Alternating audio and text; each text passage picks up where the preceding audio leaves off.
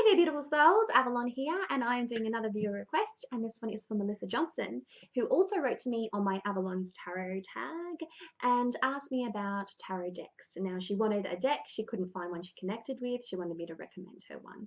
So I'm going to do that, and I'm going to explain to her why I've chosen the ones that I've chosen. And of course, this is all personal perspective, personal opinion, and what I've found has worked for me and for others that I've mentored. So initially, I just want to say that whenever somebody is learning tarot for the first time, one of the most logical recommendations to make is, of course, the Rider-Waite-Smith Tarot. And there is a plethora of styles of the Rider-Waite-Smith Tarot, and then there are deviations of that. And so I'm going to have a look at a couple of those. But the reason why I say this, the Rider-Waite-Smith first, is because just about every resource, every tarot resource that you look at will reference the Rider-Waite-Smith. And so it becomes the logical choice because it enables you then to actually have the symbolism in front of you that the author is referring to, or the resource that you're tapping into is referring to, and have that there and then understand it and really connect with it, and then you can branch out from there. Now, it's not the most appealing deck. I know people that love the Rider-Waite-Smith structure and the learning style, but don't actually own a Rider-Waite-Smith deck. Now, I do. I have a really old deck, and one day I might just frame it and use it for whatever. And this is not one of the most beautiful versions of it. There's the Radiant Weight, there's the Centennial Weight, there is just some ones where the card stock is better, the images and the colors are softer. This is a really, I don't know, I find this a really yellow deck. So those are the Whirls. I mean, it's really quite stock standard. It's very generic, and it's rough. I find this one really rough, but I've had this one for freaking years and years. And it was actually gifted to me probably about, don't want to show my age here, but probably about 16, 17 years. So who knows?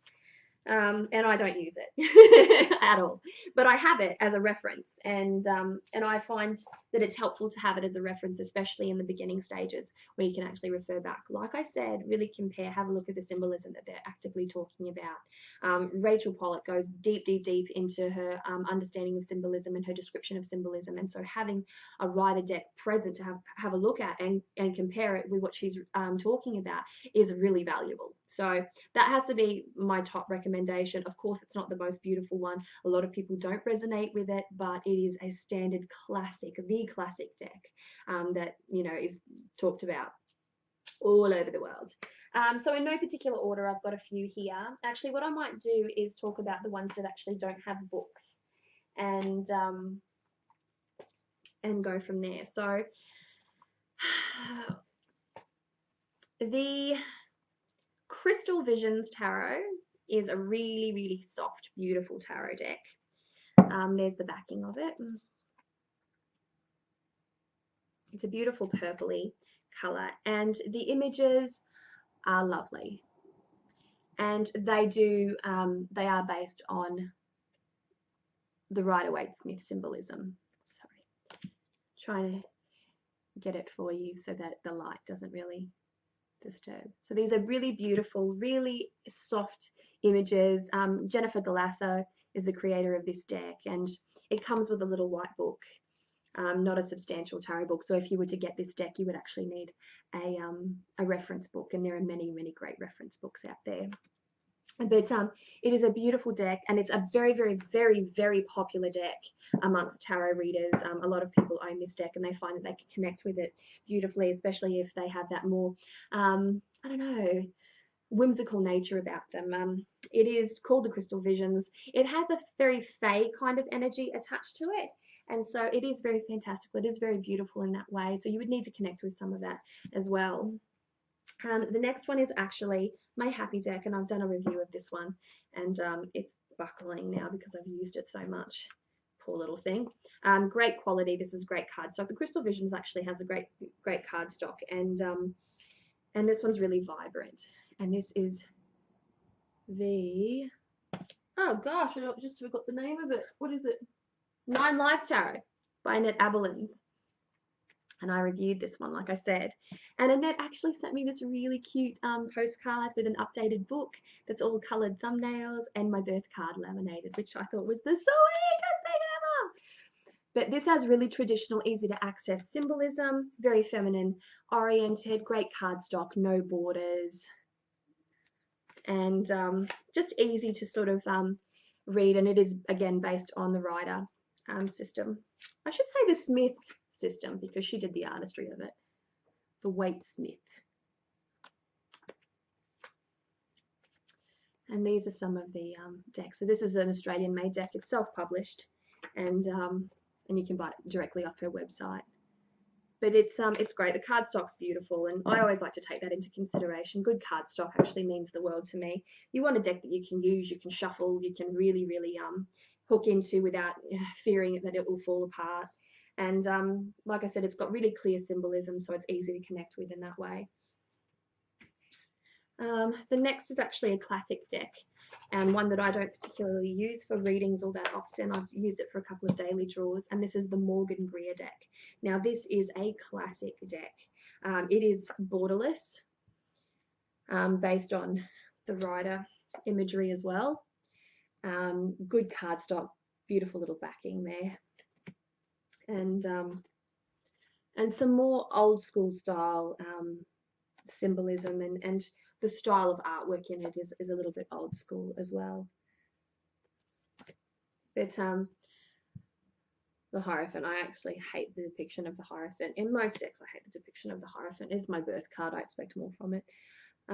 But see, these are, just easy to grasp the world. Really easy to grasp symbolism. Not necessarily the most beautiful deck, but it is a classic deck. If you ever become a tarot collector, you'll probably end up with some of these classic decks in your collection, just because. And I have this deck here just because. But I find that whenever I use the Morgan Greer, I just get the loveliest readings from it. I'll pull one card and I'm like, why don't I use you more often? You've just got such a great energy. And so Morgan Greer, definitely Morgan Greer.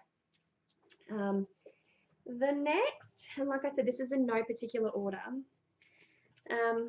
Now, this one's a little bit controversial, okay? Because this is The Witch's Tarot by Ellen Dugan. Classic Rider symbolism to a degree. It has that witchy appeal, but it's all pretty much there. All the symbolism is there. This is the backing of it. The cardstock's not too bad, but I don't love it. It's not borderless. It does have a small border around it. It doesn't detract too much from it. But I don't like the nature of the artwork. It is very symbolic. It does have what you need, and you can read it. But I don't know, I think they could have done better. But the reason why I have chosen this as a beginner's deck is because the book, the companion book with it, is actually really quite good and a valuable resource. And this is one of the decks with a companion book. So 4 of Wands there, Celebration, Queen of Wands. I mean, you need to connect with the imagery of the cards that you're going to use with at least to a degree so that you can actually bond better with the deck, I think.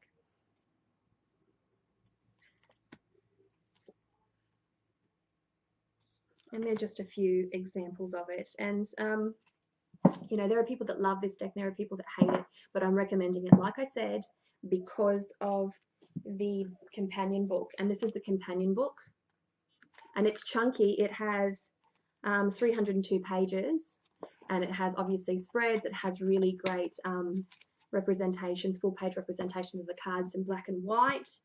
And so it's a valuable resource, and it's got some good information in it. Ellen Dugan is an author. She's a pagan author, so you know that her writing is going to be great, and she has some really great books out on the market at present. So that is one recommendation. As some people, like I said, love this deck, some people hate it. I know Almoon513 hates this deck. I know Joanna Devoe loves this deck. So you either love it or you hate it. The next is probably, I was a little bit up in the air about recommending this one, and because this deck annoys me, I find it incredibly beautiful, but it annoys me. And this is the Shadowscapes Tarot. I find that this deck needs to be bigger. I say it all the time, and I don't use it as much, even though I find the artwork incredibly beautiful, whimsical, just so gorgeous. Just absolutely stunning.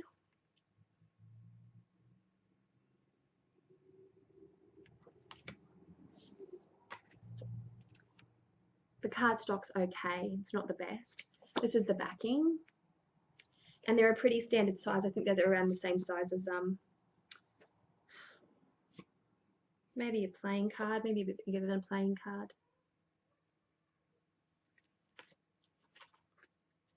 And the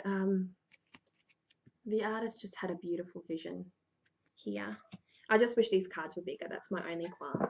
And if they're that small, why put a border on them again? But it comes with a companion book. This deck can actually be bought separate, you know, where you just get the deck itself, but it comes with a companion book, and the companion book is beautiful. It has full page representations of each card plus a brief description. There's no reversals in this. It is 253 pages, so it's a chunky book. It's got some really good information. It talks about the artist's vision and her creation of this deck, and so it does become one that I would like to recommend. And I know a lot of people that have bought this deck as a beginner deck and have had a lot of really beautiful experiences with it, because like I said, it is a softer deck. The imagery is softer, and it does give a really beautiful soft reading as well. It doesn't detract from you know, the authentic meanings of the cards in any way. It just enables you to really get a softer reading out of it, a gentler kind of reading. That's the energy that I get from that. My next recommendation is, this is actually one of my favorite decks, and for many reasons, for many reasons, and this is the Druidcraft Tarot. I love the size of these cards, even though I have tiny hands. This is a beautiful deck, and it is done by Philip and Stephanie Cargom, and illustrated by Will Worthington. Now, Will Worthington did the Wildwood Tarot as well. So, giant cards. These are the backings of the cards, very nonchalant, but beautiful earthly images. It does have a border, but I can overlook that border in this case, and I can actually work with it in some aspects for path working. So this is just brilliant, beautiful pagan style artistry, very clear, just very gorgeous, simple, easy to interpret. You can really tap into the energies of this card. There's a lot of emotion and a lot of reality injected into this. The artistry is beautiful. It's very earth-centric. Just want to get some beautiful Six of Swords.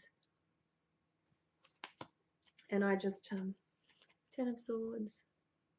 So it does follow a classic Waite-Smith structure, but it's beautiful to read with, and the book that comes with it is actually much bigger compared to a standard book, taller I should say, and it is, oh excuse me, it is 192 pages.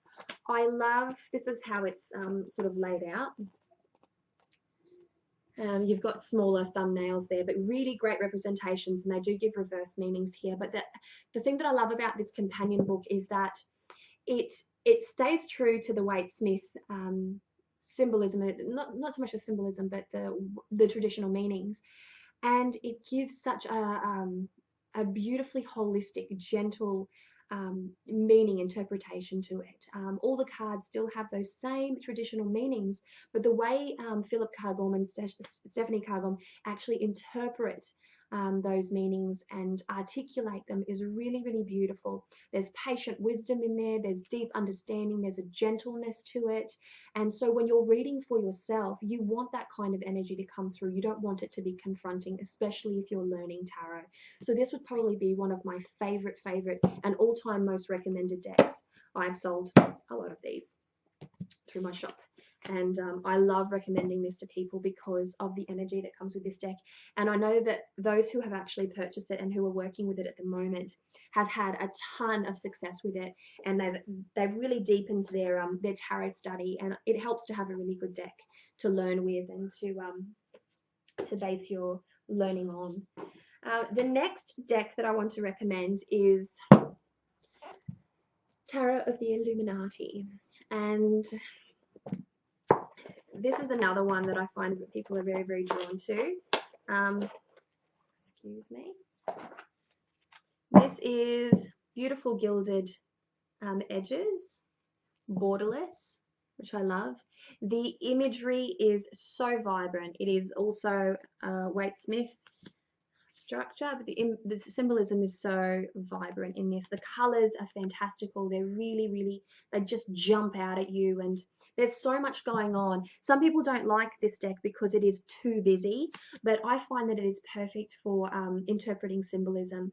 And the more symbolism you have to work with, the more you can really access your intuition and allow it to flow through. So as an attuned deck, and I work with the concept of attuned decks, I just love this deck, and I think that it is perfectly attuned to various different readings.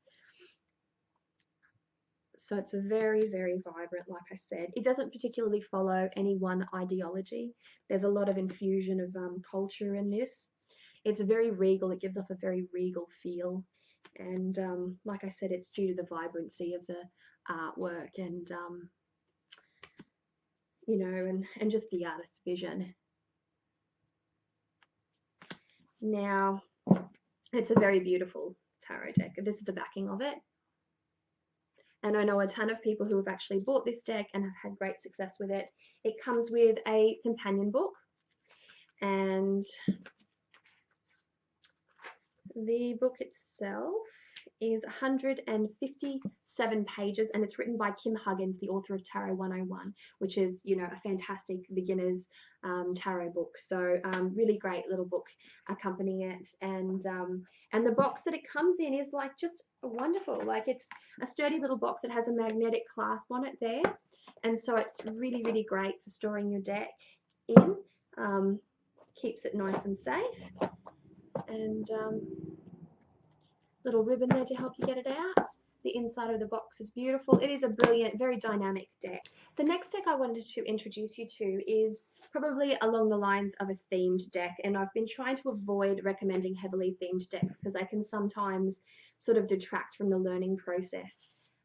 So there are many, many great themed decks, like heavily themed decks, and they are fantastic to work with, but I would suggest more those heavily themed ones for a more intermediate student, and I have my reasons for that, and that is because the theme can sometimes really push your intuition and your reading into a particular direction, and it can kind of overcome the process depending on your reading style. So this one is a themed deck, but I think it's a very classic deck nonetheless, and it is the Steampunk Tarot by Barbara Moore, but the backing of the cards.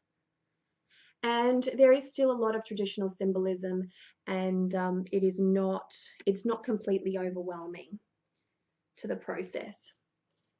It's a very classic look and feel.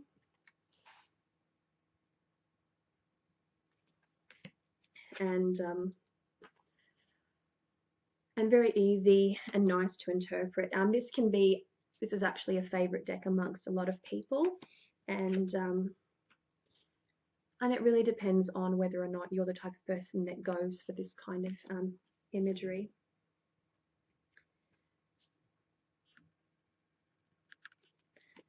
And it's beautiful. It has a slight border on it. Cardstock's not too bad. It's like most Llewellyn cardstocks. It's not incredible, but it's not terribly flimsy. I've had flimsier, put it that way. It's probably on the flimsier side, though.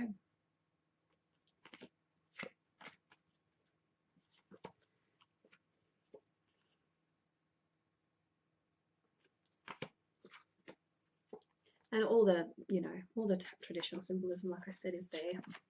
And being that this is a Barbara Moore deck, it of course comes with a great companion book. And this companion book is 294 pages, Let's see, page interpretation, no reversals, reading tips, you know, just a great resource, and really walks you through the process of it. It's a good sturdy book, and I really like Barbara Moore's books, despite the fact that they don't contain reversals. But like I said, it's a great companion book to have, and it's a great little deck to use. It doesn't, the steampunk theme of this deck doesn't overpower the deck too much. It gives it a more classic feel, if anything, a more vintage sort of 1950s kind of feel to it, that Amelia Earhart kind of vibe. But yeah, it appeals to some and not to others. The next is another Llewellyn deck, and I have heard this deck described as the most beautiful deck. I happen to disagree. It's very pretty, but I happen to disagree that it's the most beautiful. It does have an annoying border on it, and it's sort of like softer watercolors that you see here, based again on the Waite Smith.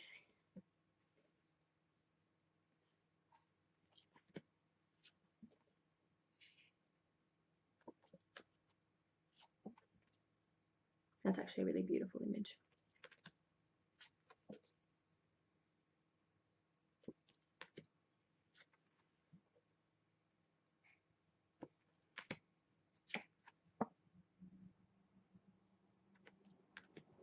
And so you really can't go wrong with this particular deck. The backing of it, slightly larger cards, beautiful soft feel to it. It has a sort of almost pagan feel to it. It has a great companion book, and that companion book is,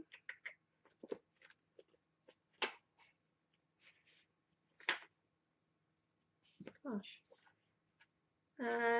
263 pages long, and it has smaller representations of the cards, as you can see there.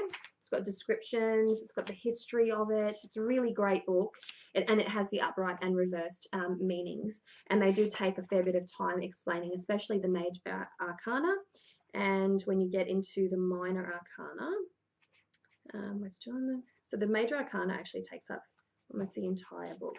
So the minor arcana, smaller, like same sort of style interpretative, representations of the cards.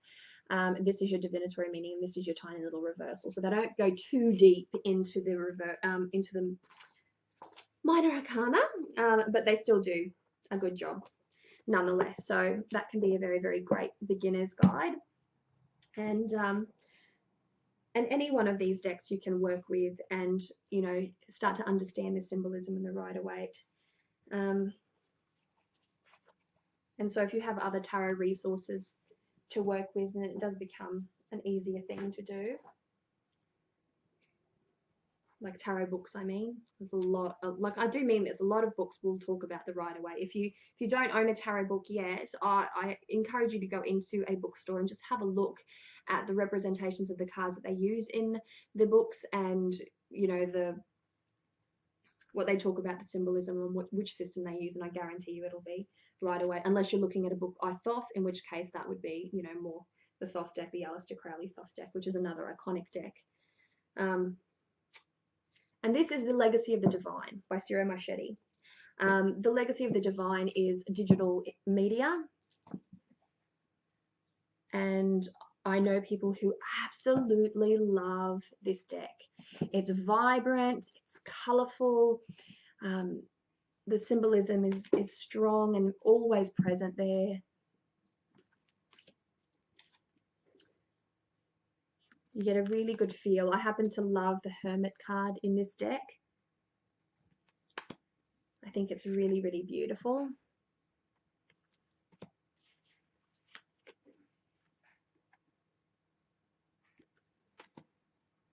Oh, here's the Hermit card. Really, really beautiful. I just love that image of the Hermit. This is the Devil. And so this is a really great card, a really great deck to utilize. It comes with a companion book, and there is so much benefit to having a companion book, because right there you've bought your deck and you've bought a book that can go with it, and you don't have to fork out an extra resource. This companion book is actually, let's have a look. 295 pages. It has no representations of the cards. It just talks about them. So it has spreads like most decks. It does talk about the Rider-Waite-Smith a bit. It has keywords, elemental attributes, just it's a really interesting, it has the astrological associations, meanings, descriptions, gives advice, keywords, reverse keywords. It has a really great look at it. So it goes a little bit in depth, this book, a little bit different to your usual tarot resource. So, and Ciro Marchetti also has the Gilded Tarot, which I'm about to show you now. I have the Gilded Tarot in a pack called the Easy Tarot, and it's a beginner's pack, and it comes with the deck, the Gilded Tarot deck, which there's the backing of the Gilded Tarot. And the Gilded Tarot is beautiful if you like digital media.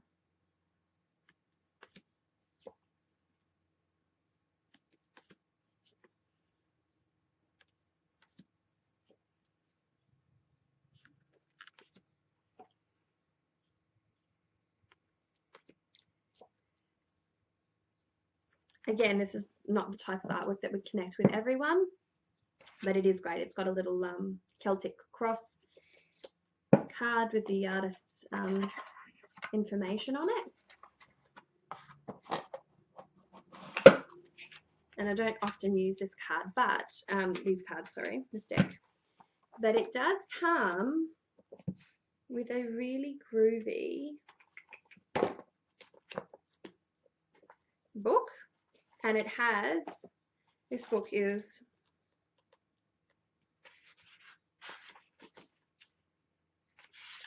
is 223 pages long. It has heaps of spreads in the back,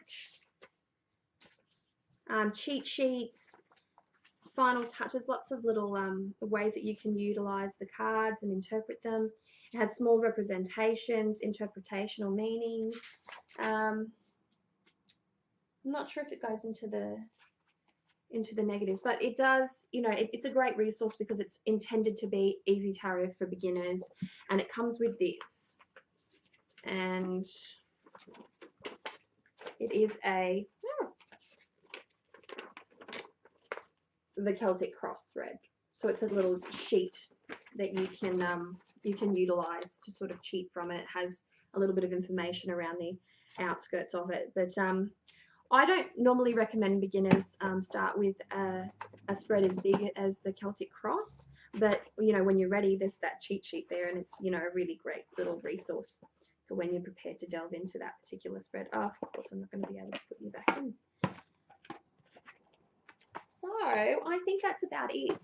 I mean, there are so many great tarot decks that you can utilize as a beginner, but some of the tips that I would really like to give you is try to stay away from heavily themed decks, because like I said, they can detract and really push your intuition into a particular direction.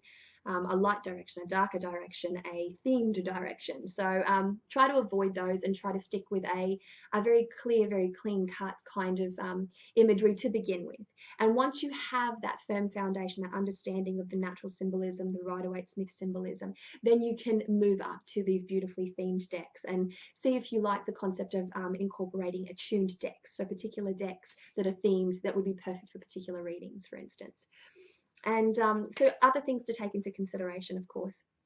And I read this really great blog post recently off Philosophy by Fiona Benjamin. I tried to look for it before I began this video, but I could not find it anywhere. I will look for it again though, and I'll try and link you if I can find it. I'll put the blog entry in the description bar below. But she wrote some really great stuff that I really agree with. And for starters, the size of the cards, they do matter. You don't want something that's too small and too hard to shuffle, or that's too big and too hard to shuffle. So take into consideration the dimensions of your hands and really make sure that you get a deck that is comfortable to shuffle, because shuffling is part of the process of giving yourself a really good reading and giving other people a really good reading. So it's important to be able to handle easily your deck.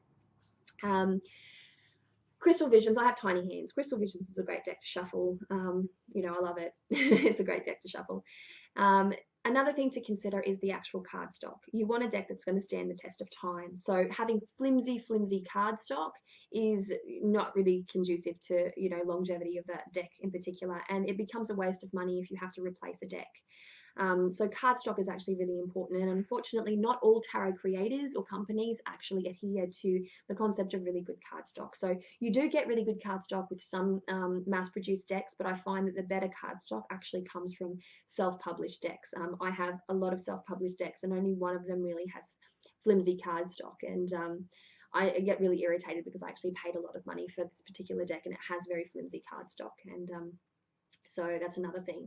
The finish of the deck in general as well, whether or not it's a self-published deck or a mass-produced deck, you want to make sure that you like the finish of the deck. And that can come down to border and no border.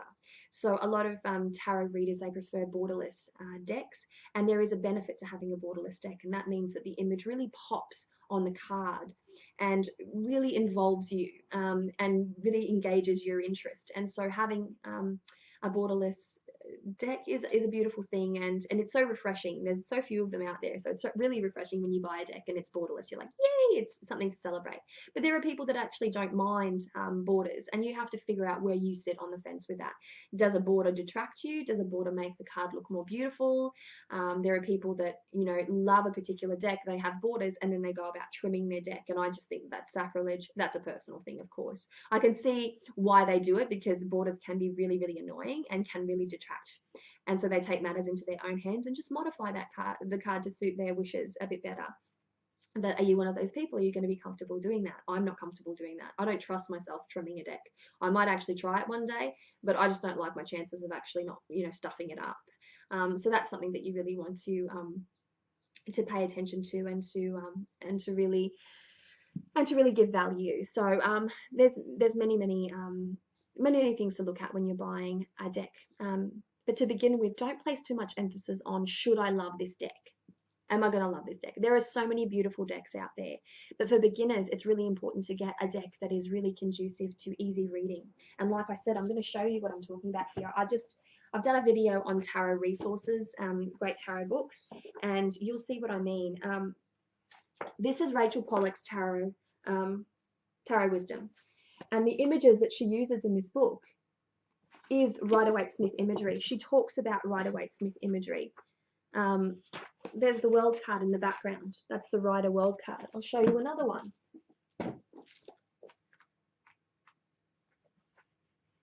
Like this one, 78 Degrees of Wisdom, considered by some to be a tarot Bible. And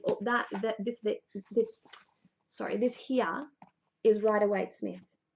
It's a Rider-Waite-Smith deck. So having a Rider-Waite-Smith deck, or themed deck at least, enables you to then tap into that, you know, that symbolism a little easier, and that can be a fantastic thing to begin with. And then you can upgrade from there and buy a deck that you really, really love, because it is really, really beautiful.